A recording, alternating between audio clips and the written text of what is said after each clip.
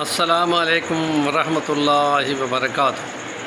اعوذ باللہ من الشیطان الرجیم، بسم اللہ الرحمن الرحیم۔ ان اللہ یأمرکم ان تؤدوا الامانات الی اہلها واذا حکمتم بین الناس فاحکموا بالعدل۔ وقال اللہ تعالی وَإِذَا قُلْتُمْ فَاعْدِلُوا وَلَوْ كَانَ ذَا قُرْبَىٰ۔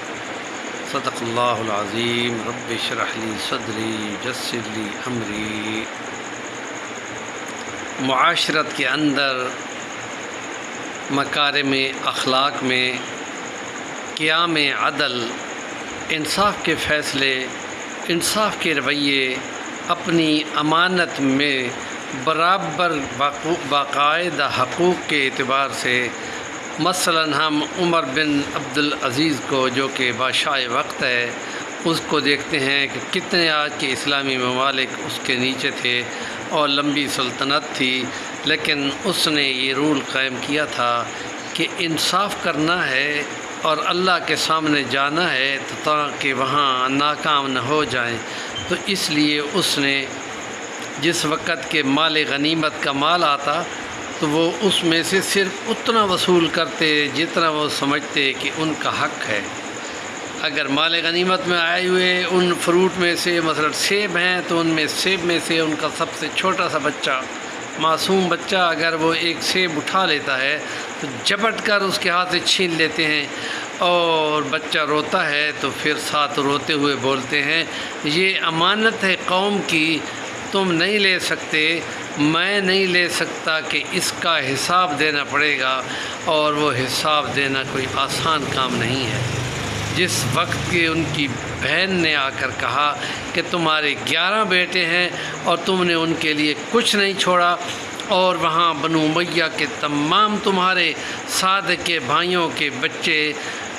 اپنی عیدیں بڑی رونق کے ساتھ منا رہے ہیں اور تمہارے بچوں کے کپڑے بھی پورے نہیں ہیں، تو انہوں نے بولا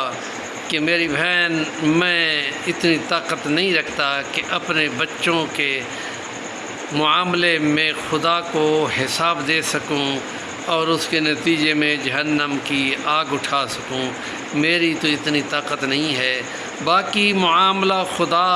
اپنے بندوں کے رزق رکھتا ہے، تو مجھے یقین ہے کہ میرے بچوں کو خدا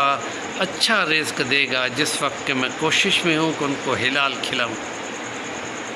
اور یہ حکمران اگر امانت داری اور اپنے ساتھ اپنے حقوق کے معاملے میں انصاف کرتے ہوں،